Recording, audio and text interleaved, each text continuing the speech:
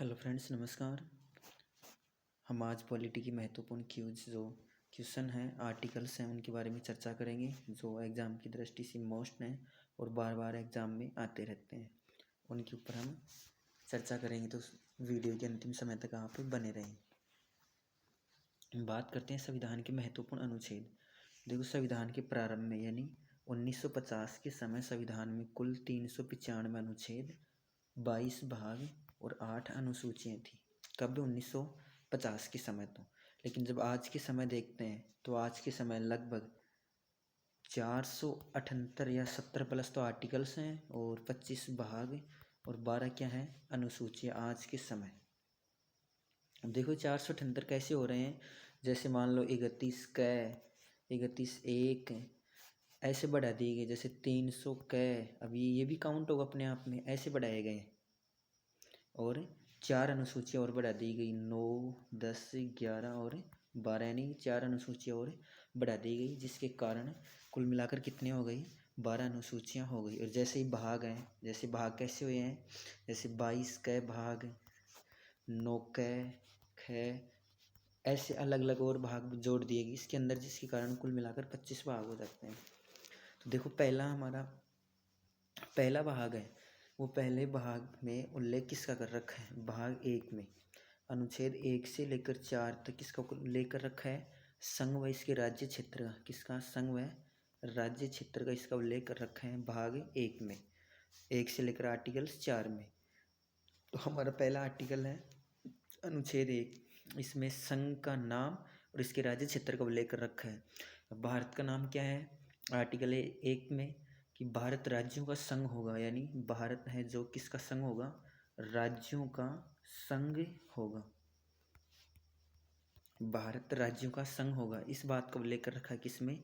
Articles 1 में। दूसरी बात, आर्टिकल्स 1 में भारत को 2 नाम दे रखे हैं, इंडिया, डेट इज भारत, यानी भारत या इंडिया, ये नाम भी दे रखे हैं। और आर्टिकल 1 में ही जो आज के समय हमारे कितने हैं? 28 राज्य और 8 केंद्र शासित प्रदेश हैं, उनके बारे में भी उल्लेख कर दिया किसमें? 1 में ही। तो सीधा सीधा प्रश्न आता है, आर्टिकल्स 1 में किसका उल्लेख है? भारत का। कैसे है? भारत राज्यों का संघ होगा, इस बात का उल्लेख है आर्टिकल्स 1 में। अगला क्वेश्चन अगला अपना अनुच्छेद आता है दूसरा, यानी सेकंड, नए राज्यों का प्रवेश व स्थापना। दूसरे आर्टिकल्स में बोला गया है नए राज्यों का प्रवेश व स्थापना, यानी जो कुल मिलाकर आज के समय बात करते हैं, कुल मिलाकर आज के समय 28 राज्य, 8 केंद्र शासित प्रदेश। इसके अलावा भारत में विदेशी क्षेत्रों को मिलाया जाए, यानी जैसे मान लो ये इंडिया है, इधर से कोई सा पाकिस्तान का मिला लिया हमने, नेपाल का मिला लिया हमने, भूटान का मान लो, इधर से म्यांमार, कोई श्रीलंका, कोई भाग हमने इसमें मिलाया है, इन 28 राज्य 8 केंद्र शासित प्रदेशों में विदेशी क्षेत्र अर्जित किया है, उसका उल्लेख कर रखा है किसमें? आर्टिकल्स 2 में। कि जो विदेशी क्षेत्रों को भारत में मिलाया जा रहा है, उनके किसमें उल्लेख कर रखा है? आर्टिकल्स 2 में, कि नए राज्यों का प्रवेश व स्थापना। ये बात ध्यान देना, विदेशी क्षेत्रों को मिलाने की बात का उल्लेख कर रखा है 2 में। अगला आता है अपना आर्टिकल्स 3 यानी 3, राज्य का निर्माण, यानी राज्यों का निर्माण, राज्य की सीमाओं में परिवर्तन, राज्यों के नामों में परिवर्तन। अब कौन से राज्यों के नामों में? कि जो भारत के 28 राज्य, 8 केंद्र शासित प्रदेश हैं, इनके आंतरिक भाग में, जैसे मान लो ये भाग इसके अंदर की, ये भाग इसके आंतरिक भागों में इनके हमारे जो राज्य हैं 28 राज्य, 8 केंद्र शासित प्रदेश, इसके नाम में परिवर्तन करना हो, सीमा में परिवर्तन करना हो, एक राज्य से 2 राज्यों का गठन करना हो, यानी एक राज्य से 2 राज्य बनाना हो, ये आंतरिक भाग में करना है। इन बातों का उल्लेख किसमें कर रखा है? आर्टिकल्स 3 में कर रखा है, कि हमारे जो आंतरिक भाग हैं उनके राज्यों की सीमाओं में नाम करना, परिवर्तन करना, इन बातों का उल्लेख कर रखा है। आगे बात करते हैं आर्टिकल्स 4 की। 3 हो गए अपने, 2 में क्या बोला गया? विदेशी क्षेत्रों को अर्जित करना। 3 में क्या बोला गया? जो हमारे खुद के भाग हैं उनके नामों में, सीमाओं में परिवर्तन करना, नए राज्यों का गठन करना। जैसे मान लो पहले 1956 के समय तो 14 राज्य थे, आज 28 हो गई, तो ये आंतरिक भागों को अलग अलग तोड़ के तो नए नए राज्य बने हैं उस आधार पर। आर्टिकल्स 4 क्या बोलते हैं?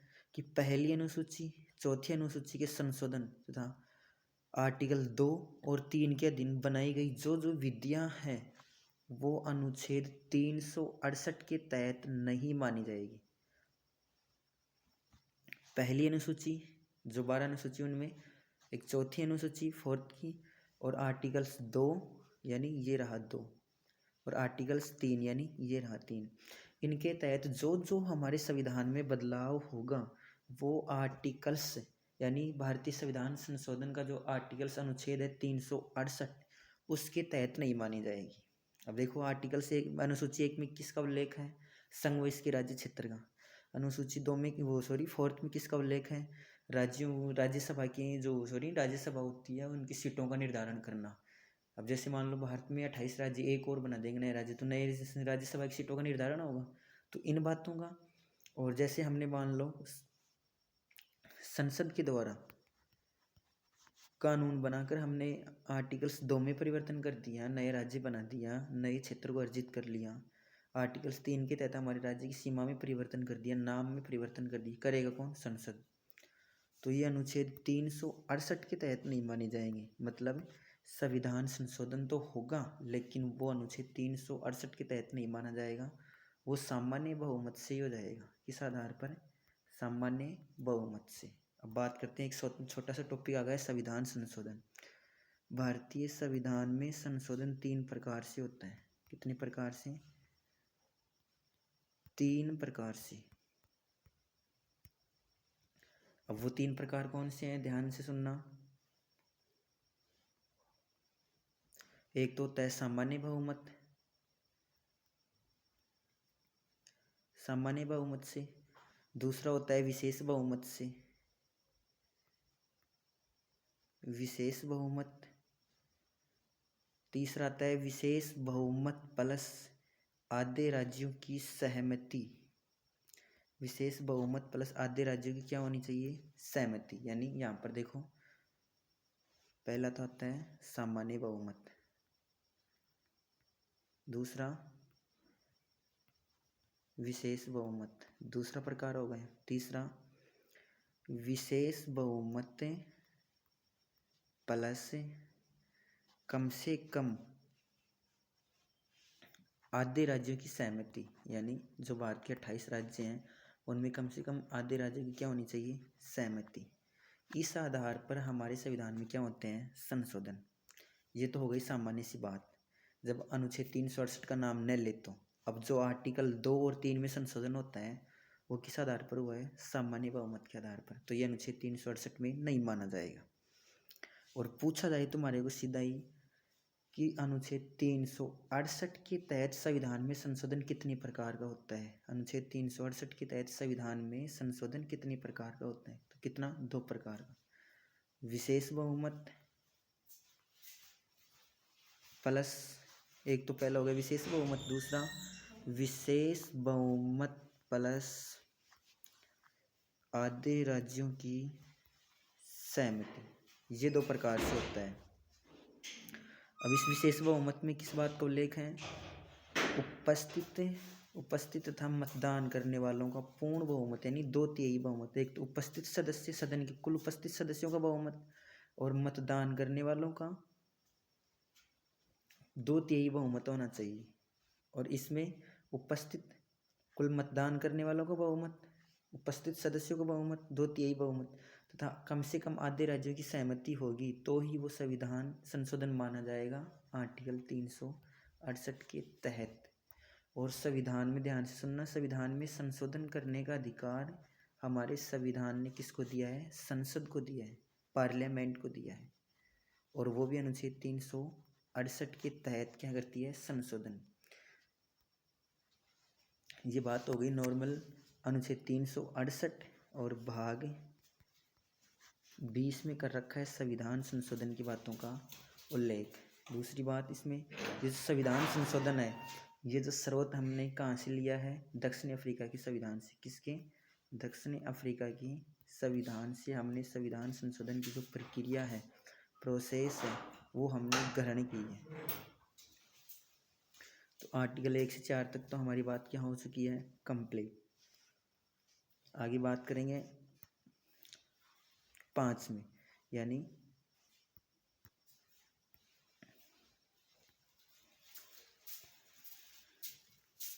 आर्टिकल 5 से लेकर 11 तक, 5 से लेकर 11 तक किसका उल्लेख कर रखा है? नागरिकता का, सिटीजन का।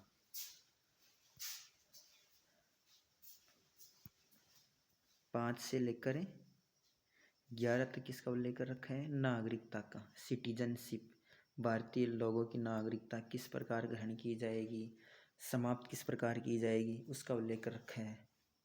कब से लेकर? 5 से लेकर 11 तक। और भाग 2 में, किसमें? भाग 2 में किसका उल्लेख कर रखा है? नागरिकता का उल्लेख कर रखा है। तो हम अनुच्छेद 5 से लेकर 11 तक जो पढ़ेंगे वो नागरिकता के बारे में पढ़ेंगे, सिटीजन के बारे में पढ़ेंगे। भाग 2 में उल्लेख कर रखा है, तो ध्यान से सुनना। अनुच्छेद 5 में क्या लिखा गया है? संविधान के प्रारंभ में नागरिकता, यानी जो संविधान लागू किया गया उस समय जो लोग भारत में रह रहे हैं उनको आर्टिकल 5 के तहत क्या दी जाएगी? नागरिकता। अनुच्छेद 6 में क्या लिखा हुआ है? भारत आने वाले व्यक्तियों को नागरिकता, जो विदेशों से या भारत में जो आ रहे हैं लोग दूसरे क्षेत्रों से, उनको भी क्या दी जाएगी? नागरिकता। भारत आने वाले व्यक्तियों की नागरिकता। आर्टिकल 7 में क्या लिखा हुआ है? पाकिस्तान जाने वालों की नागरिकता, यानी यहाँ पर सुनना कि जो लोग आज़ादी के समय, आज़ादी प्राप्त करने के समय 47 के समय भारत को छोड़कर कहाँ चले जाते हैं? पाकिस्तान में, लेकिन वापस आ जाते हैं, हम उन लोगों को भी क्या देंगे? भारत की सिटीजन, इंडियन सिटीजन नागरिकता देंगे। फिर आर्टिकल 8 में क्या लिखा है? भारत के बाहर रहने वाले लोगों को भी किसकी क्या दी जाएगी? नागरिकता। यानी कुछ लोग ऐसे भी हैं जो भारतीय मूल के लेकिन वो विदेशों में रह रहे हैं, तो इस समय हम उनको भी किसकी नागरिकता देंगे? भारत की नागरिकता दी जाएगी। इसका उल्लेख कर रखा है। आगे देखो, अनुच्छेद 9 में किसका उल्लेख कर रखा है? विदेशी राज्य की नागरिकता लेने पर नागरिकता समाप्ति। यहाँ पर सुनना कि जो व्यक्ति बिना हमारी अनुमति की, सरकार की अनुमति की, दूसरे देश की नागरिकता ले लेता है, उस व्यक्ति की नागरिकता को क्या कर दिया जाएगा? खारिज, समाप्त कर दिया जाएगा। उस व्यक्ति की नागरिकता को क्या कर दिया जाएगा? समाप्त। किसमें उल्लेख कर रखा है? आर्टिकल 9 में, कि विदेशी राज्य की नागरिकता लेने पर उसकी इंडियन सिटीजनशिप है वो समाप्त कर दी जाएगी।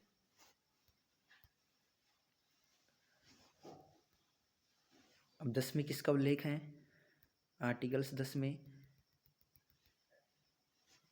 नागरिकता के अधिकार बने रहना, यानी जो हमारी नागरिकता है ये इस तरह ही बनी रहे, इसके लिए आप कुछ भी न करें।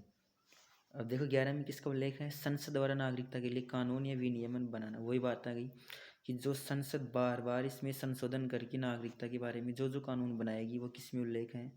अनुच्छेद 11 में।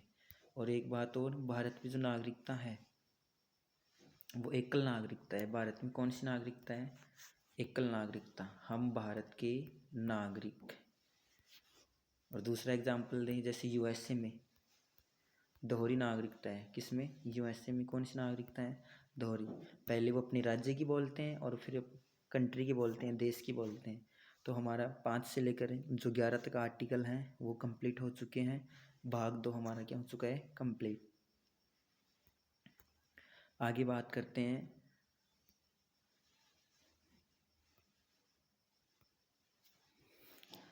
आर्टिकल 12 से लेकर, सुनना, 12 से लेकर 35 तक फंडामेंटल राइट्स यानी मूल अधिकारों का उल्लेख कर रखा है। किसका उल्लेख कर रखा है?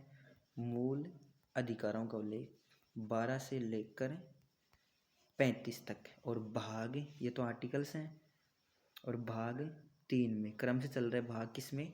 3 भाग में 12 से लेकर 35 तक किसका उल्लेख कर रखा है? फंडामेंटल राइट्स यानी मूल अधिकार। देखो मूल अधिकार हमने कहाँ से लिया है? अमेरिका के संविधान से। मूल अधिकार कौन से देश से लिए हमने?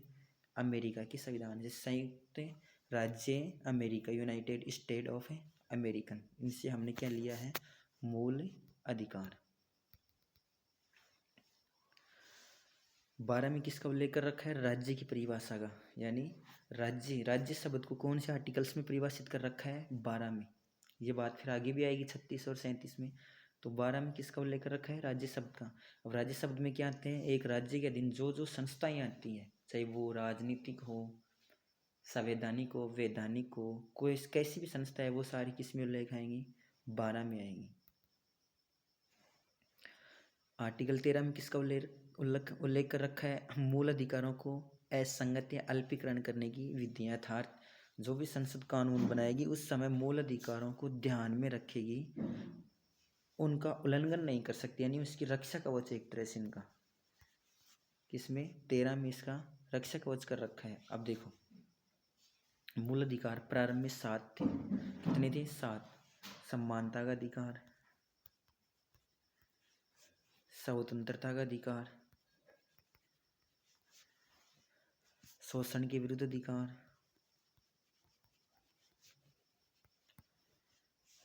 शोषण के विरुद्ध अधिकार हो गया अपना, धार्मिक स्वतंत्रता का अधिकार, धार्मिक स्वतंत्रता का अधिकार, शिक्षा व सांस्कृतिक स्वतंत्रता का अधिकार, शिक्षा व सांस्कृतिक स्वतंत्रता का अधिकार, आगे संवैधानिक उपचारों का अधिकार, संवैधानिक उपचारों का अधिकार, और एक आता है संपत्ति का अधिकार, संपत्ति का अधिकार। ये प्रारंभ में 7 मूल कर्तव्य थे, मूल अधिकार थे, लेकिन हमने जो 7वां मूल अधिकार है फंडामेंटल राइट्स हैं, इसको हमने क्या कर दिया समाप्त। कब किया गया 7वें को 44वां संविधान संशोधन अधिनियम 1978 के द्वारा हमने 7वां जो मूल अधिकार था संपत्ति का उसको समाप्त कर दिया गया, और वर्तमान में कितने मूल अधिकार हैं 6 मूल अधिकार हैं। अब जो 7वां मूल अधिकार था उसको दूसरा दर्जा दिया गया, वो कौन सा है कानूनी अधिकार का। संपत्ति के अधिकार को कौन सा दर्जा दिया गया कानूनी अधिकार का, और आर्टिकल किस में कर रखा है उसको उल्लेख 300 में, अनुच्छेद 300 में इस अधिकार का क्या कर रखा है उल्लेख। अब ध्यान देना पहला अपना आता है समानता का अधिकार। समानता का अधिकार का उल्लेख अनुच्छेद 14 से लेकर 18 तक कर रखा है। समानता के अधिकार का उल्लेख अनुच्छेद 14 से लेकर कब तक कर रखा है 18 तक क्या कर रखा है इसका उल्लेख कर रखा है। तो बात करते हैं इसकी मुख्य मुख्य पॉइंट जो मोस्ट हैं। आर्टिकल 14 में लिखा गया है विधि के समक्ष समानता है। विधि का मतलब कानून, समक्ष का मतलब सम्मान। कानून के समक्ष या कानून के समक्ष सभी लोग क्या है सम्मान है। कानून की नज़र में सभी लोग क्या है सम्मान है, बराबर है। विधि के समक्ष समानता है कि कानून सभी लोगों के लिए एक समान रहेगी, चाहे प्रेसिडेंट हो, वाइस प्रेसिडेंट हो, प्राइम मिनिस्टर हो, सभी हैं, सभी के लिए एक समान कानून। 15 में कर रखा है धर्म, जाति, लिंग, वंश, जन्म स्थान, मूल वंश आदि के आधार पर भेदभाव का निषेध, यानी भेदभाव को बंद कर दिया, प्रतिबंध लगाया गया। जन्म के आधार पर, वंश के आधार पर, मूल वंश के आधार पर, लिंग के आधार पर, जाति के आधार पर आदि भेदभाव क्या किया गया समाप्त। आर्टिकल 16 में लिखा गया लोग नियोजन में अवसर की समानता, यानी सीधा सीधा इसका अर्थ होता है अवसरों की समानता। किसकी समानता अवसरों की समानता। किस में उल्लेख कर रखा है आर्टिकल 16 में कि जो गवर्नमेंट अवसर देती है वो सभी नागरिकों को क्या देगी समान तरीके से। अनुच्छेद 17 में किसका उल्लेख है अस्पृश्यता का अंत, यानी छुआछूत और अस्पृश्यता का क्या कर दिया गया अंत, कि कोई भी नागरिकों के साथ, किसी भी व्यक्ति के साथ जाति, धर्म, दलित के आधार पर कोई भी भेदभाव नहीं होगा, अस्पृश्य छुआछूत नहीं किया जाएगा, उसको क्या कर दिया गया निषेध, प्रतिबंध कर दिया गया उसको। आर्टिकल 18 में लिखा गया उपाधियों का अंत। आज़ादी से पहले अनेक लोगों को, शासकों को जो उपाधियाँ मिलती हैं जिससे समाज में उग्रवाद फैलता है, उस व्यक्ति को बढ़ावा मिलता है, वर्चस्व बढ़ता है, जिसके कारण आज़ादी के बाद जो उपाधियाँ उसको क्या कर दिया गया अंत, उपाधियों का अंत कर दिया गया है। उपाधियों का अंत किस में लिख रखा है आर्टिकल 18 में। अब सिर्फ शिक्षा के क्षेत्र में उपाधि ले सकते हैं, वो भी किसकी सहायता से प्रेसिडेंट यानी राष्ट्रपति की सलाह पर ही ले सकते हैं। और विदेशी जो उपाधियाँ ग्रहण करते हो, विदेशी उपाधि ग्रहण करते हो, इससे पहले भी आपको किसकी सलाह लेनी पड़ेगी प्रेसिडेंट यानी राष्ट्रपति की सलाह लेनी पड़ेगी आपको। तो उपाधियों क्या कर दिया गया अंत। ये तो हमारा आर्टिकल 12 से लेकर 14 तक के, यानी 14 से लेकर 18 तक समानता का अधिकार था। इसकी बात हमने क्या कर लिया है क्लियर कर लिया है। आगे बात करते हैं कौन सा आएगा अब 2 नंबर का अपना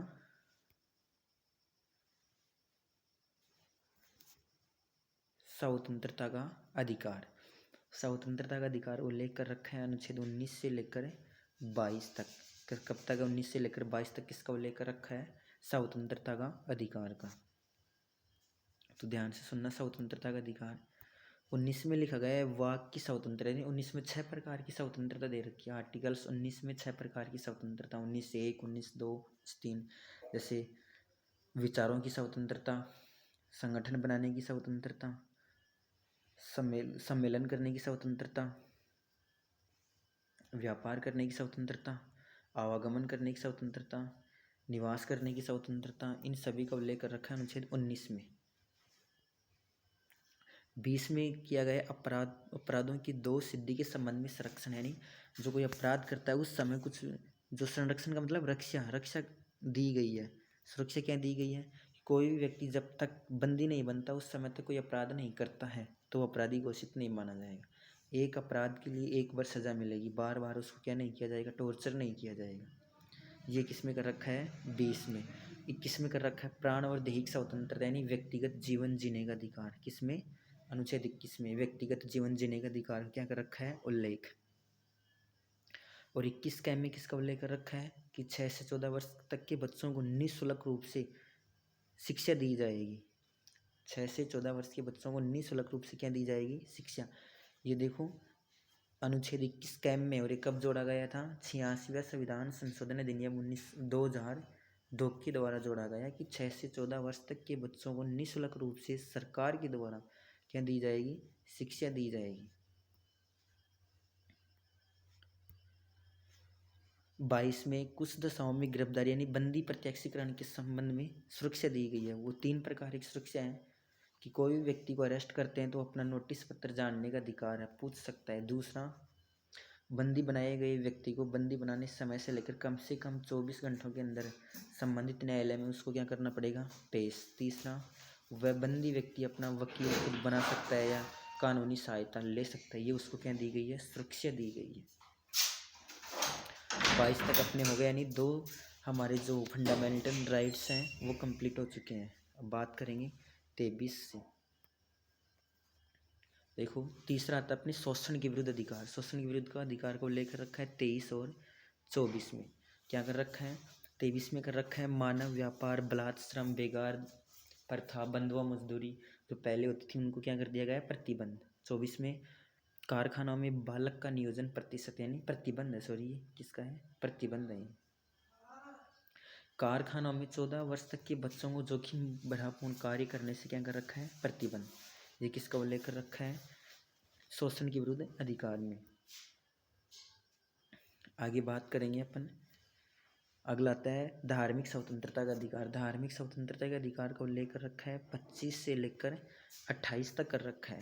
25 में किसका उल्लेख कर रखा है? धर्म का आचरण, धर्म अपनाना, पूजा करना, प्रचार करने की स्वतंत्रता। 26 में धार्मिक कार्यों का जो प्रबंधन हम अपने स्तर पर कर सकते हैं निजी रूप से, वो स्वतंत्रता। और 29 में किसका उल्लेख कर रखा है? 29 को बाद में करेंगे। 27 में किसका? कि इनके कार्यों का प्रबंधन करना। 28 में किसका उल्लेख कर रखा है? कि सरकारी शिक्षण संस्थानों में धार्मिक शिक्षा नहीं दी जाएगी। सरकारी शिक्षण संस्थान में कौन सी शिक्षा नहीं दी जाएगी? धार्मिक शिक्षा देने पर क्या लगा दिया गया है? प्रतिबंध। अब अनुच्छेद 29 और 30 ये शिक्षा व सांस्कृतिक स्वतंत्रता का अधिकार देता है कि अल्पसंख्यक लोग अपनी भाषा, लिपि, संस्कृति आदि को सुरक्षित रख सकते हैं। तो इसमें बोला गया है कि अल्पसंख्यक लोग अपनी भाषा, लिपि, संस्कृति आदि के आधार पर, अपनी लैंग्वेज के आधार पर शिक्षण संस्थानों की क्या कर सकते हैं? स्थापना, और राज्य इनको क्या दे सकता है? सहायता। 5 हो गए अपने।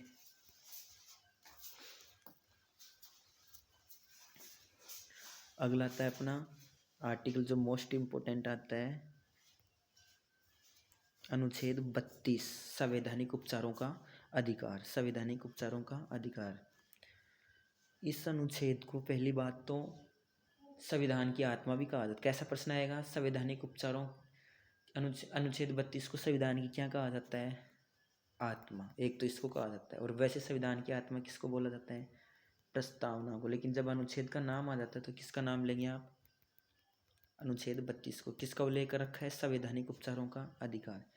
कि जो हमारे जो 5 मूल अधिकार हैं इनका उल्लंघन होता है तो हम अनुच्छेद 32 की सहायता लेकर चाहे तो सुप्रीम कोर्ट चाहे हाई कोर्ट में डायरेक्ट अपनी याचिका दर्ज कर सकते हैं। और हाई कोर्ट या सुप्रीम कोर्ट अपने अपने अधिकारों की रक्षा के लिए वो 5 प्रकार की रिट जारी कर सकता है अनुच्छेद 32 के तहत ही। कितने प्रकार की? 5 प्रकार की रिट। अब बात करते हैं रिट क्या होती हैं 5 प्रकार की। पहला परमादेश, दूसरा प्रतिषेध, तीसरा उत्प्रेषण लेख, अगला बंदी प्रत्यक्षीकरण, और अगला 5 नंबर का अधिकार पर्चा। ये 5 प्रकार की रिट जारी करके हमारे अधिकारों को वापस प्रभावी बनाता है, इसका उल्लेख कर रखा है। तो आज हमने भाग 3 कर चुके हैं।